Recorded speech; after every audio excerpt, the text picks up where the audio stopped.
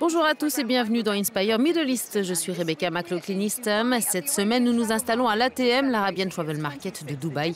Plus de 150 pays participent à cette 26e édition.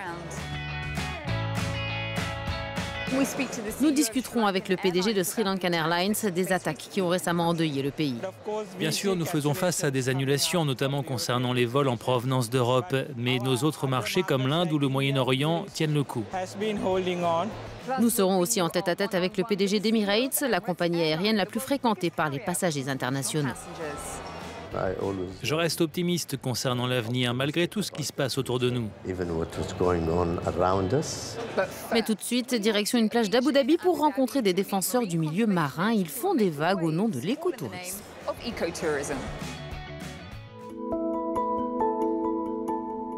C'est parti. Ces tortues imbriquées rentrent chez elles dans le golfe Persique. Elles viendront grossir la population des 7000 tortues de mer, notamment les tortues vertes qui évoluent dans les eaux d'Abu Dhabi. Ces nouveau-nés ne courent pas seulement vers la mer, mais aussi pour la survie de leur espèce. Le nombre de tortues imbriquées continue de diminuer dangereusement. Cette espèce est classée depuis presque 10 ans comme menacée d'extinction par l'Union internationale pour la conservation de la nature. La tortue imbriquée doit son nom à ses épaisses écailles dorsales posées comme les tuiles d'un toit. Elle possède aussi un bec crochu. Les mâles sont également dotés de longues griffes. En état léthargique l'hiver, elle est comme d'autres espèces parasitée par les balanes. Elle rejoint alors un environnement plus sain, la plage. La biologiste marine Emilia Armstrong travaille pour un hôtel de luxe respectueux de l'environnement ouvert à Abu Dhabi il y a quelques mois. Elle surveille ces plages à la recherche d'animaux comme la tortue imbriquée. Nous avons aidé et soigné environ 65 tortues sur la zone côtière de Jumeirah, depuis la plage de Saadiyat. Mais au total, à travers les Émirats arabes unis et Abu Dhabi, on estime que près d'une centaine de tortues blessées ou malades viennent chaque année se nettoyer avec le sable. Selon la biologiste, les facteurs humains, les collisions avec des bateaux rapides et la pollution, notamment le plastique, perturbent la ponte des tortues et interfèrent dans une reproduction homogène de l'espèce. Lorsque les nouveau-nés sont dans le nid, leur sexe est déterminé par la température. Ainsi, un nid plus chaud produira plus de femelles, tandis qu'un plus frais engendrera plus de mâles. Ce qui est inquiétant à l'heure actuelle, c'est que le réchauffement climatique et la hausse des températures favorisent la naissance de femelles, contre très peu de mâles. La population mondiale d'oiseaux, de mammifères, de poissons, de reptiles et d'amphibiens a diminué d'environ 60% entre 1970 et 2014, selon le Fonds mondial pour la nature. Si certaines entreprises émiraties se veulent respectueuses de l'environnement, elles veulent aussi maintenir leurs activités. C'est le cas à Sharjah, dans le centre des Émirats arabes unis. La région développe le tourisme vert de luxe et propose aux visiteurs un hébergement en tente nomade, des sorties kayak à la découverte de la mangrove, aussi d'assister à l'éclosion des œufs de tortue. Je pense que l'écotourisme a un avenir très prometteur. L'écotourisme explore désormais de nouveaux segments du marché, comme celui du luxe. Contrairement à l'écotourisme pur, il existe ici l'idée d'égo-tourisme, qui identifie des voyageurs plus désireux de découvrir des lieux exotiques que de réellement voyager écolo en calculant leur empreinte carbone.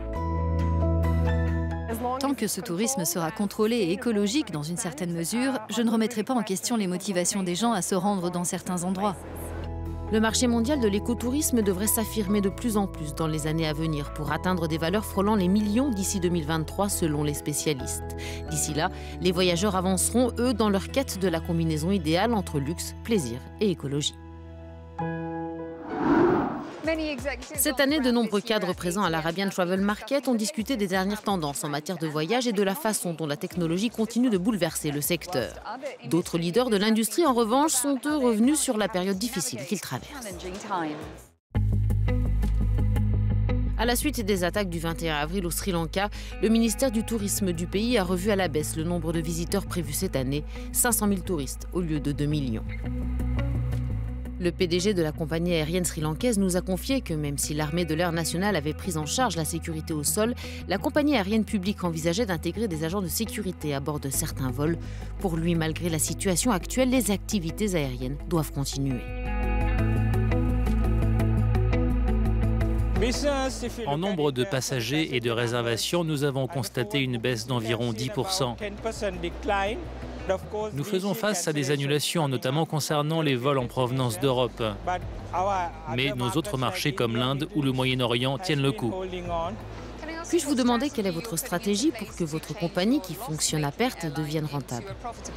Le plan de redressement que nous avons soumis au gouvernement prévoit l'accession à un équilibre financier dans 3 ans. Ils cherchaient un investisseur privé, mais je pense que la situation actuelle va leur faire prendre du retard. Le principal problème est le coût élevé des intérêts, environ 45% de nos pertes étant imputables au coût de financement des intérêts.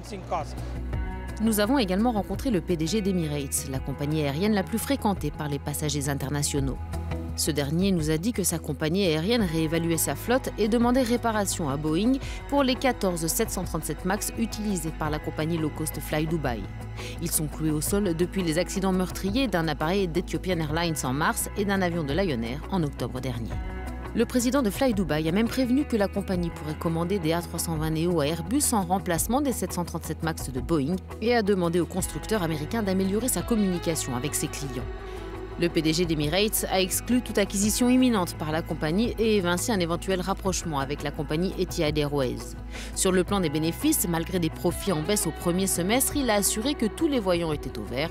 La société publiera ses résultats annuels le 9 mai prochain. Votre Altesse, bienvenue sur Euronews. Bonjour. Merci de m'accorder du temps. Avec plaisir. Commençons par l'un des thèmes majeurs de l'ATM, la transformation numérique du secteur des voyages et du tourisme. La technologie permet-elle encore à votre entreprise d'économiser de l'argent?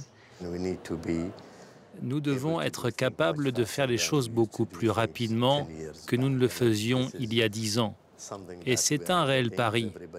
Aujourd'hui, tout le monde se penche sur la 5G et sur ce qu'il adviendra avec cette transformation. L'Inde est un marché stratégique très important pour vous. Vous desservez 6 nouvelles destinations. Mais vous êtes désormais limité en termes de développement. Pensez-vous qu'après les élections de mai, les choses changeront? La réglementation pourrait s'assouplir? Vous savez, je pense que tout le monde a besoin de sièges supplémentaires. Il ne s'agit pas seulement de nous, mais aussi des transporteurs indiens. Oui, c'est un marché en pleine croissance. Nous regardons l'Inde, nous regardons la Chine. Nous avons besoin de ces sièges et j'espère que nous y arriverons, élection ou pas. Une de vos pistes est temporairement fermée pour maintenance, heureusement pour 5 jours seulement. En termes de réduction du nombre de vols et de places disponibles, quel est l'impact sur votre situation financière? Il y aura un petit impact, mais c'est quelque chose que nous devons faire tous les 10 ans pour repartir pour 10 années supplémentaires. Cela nous oblige à annuler plus de 30% des vols d'Emirates et de Fly Dubai. Mais je peux dire que les choses avancent et que tout va bien de ce côté-là. Nous serons dans les temps. Il y a 6 mois, vous avez dit « Les 6 prochains mois seront très difficiles ». Nous sommes assis ici 6 mois plus tard. Est-ce que quelque chose a changé, notamment sur la question du bilan? Je pense que nous devrions attendre le 9 mai pour annoncer ces résultats financiers. Mais je suis heureux de dire que le bilan est positif, contrairement à d'autres compagnies aériennes qui affichent un bilan négatif. En ce qui nous concerne, c'est positif et je reste optimiste pour l'avenir en dépit de ce qui s'est passé dans notre région, de la météo à la politique. Et du prix du pétrole, bien sûr, lequel a eu un impact sur vos derniers résultats. Ça et les fluctuations des devises étrangères. C'est exact. Prenons le prix du pétrole. Où se trouve le sweet spot pour vous? Êtes-vous satisfait actuellement? Tout ce qui se trouve en dessous de 60 $ le baril, c'est bon pour nous. Mais nous ne pouvons pas contrôler ce marché, je le sais. Nous ne parlons pas de couverture aujourd'hui, mais nous laissons cette option, c'est ouvert. Surveiller, cela demande beaucoup d'efforts et de temps. C'est un peu comme un jeu, mais c'est quelque chose que nous observons sans cesse. En ce qui concerne votre flotte d'A380, à la suite de la baisse du nombre de commandes, Airbus a annoncé la fin de la production de son Super Jumbo en 2021. Cela aurait-il pu être évité selon vous?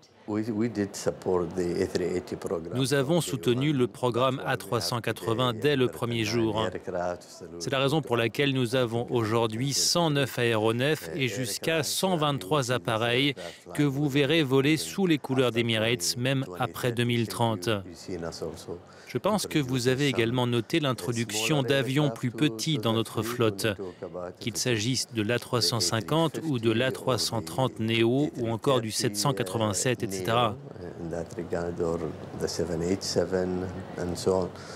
Donc cette option est toujours ouverte. Vous savez aussi que Boeing a également arrêté le 747 à cause du moteur.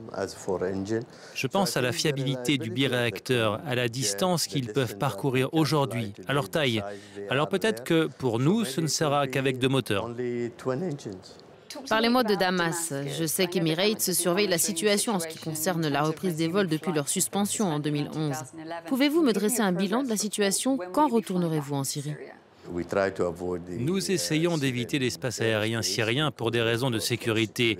Nous devons donc parcourir une distance supplémentaire, ce qui signifie plus de carburant. J'espère donc que lorsque nous aurons l'autorisation des autorités de l'aviation civile des Émirats arabes unis, nous pourrons à nouveau survoler la Syrie.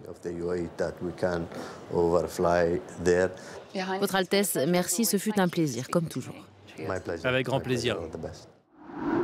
Notre émission touche à sa fin, j'espère qu'elle vous a plu. Vous pouvez regarder tous nos programmes en ligne sur euronews.com. Mais avant de nous dire au revoir, voici ce que l'équipe d'Inspire Middle East a repéré sur les réseaux sociaux cette semaine. Louisa de Russie a pris l'avion pour Oman et s'émerveille devant l'Opéra Royal de Mascate. Roux de Chine a fait ami-ami avec des chameaux dans le désert du Wadi Rum en Jordanie. Enfin, aux Philippines, Blessy explique la préservation des espèces à sa fille, notamment celle des tortues.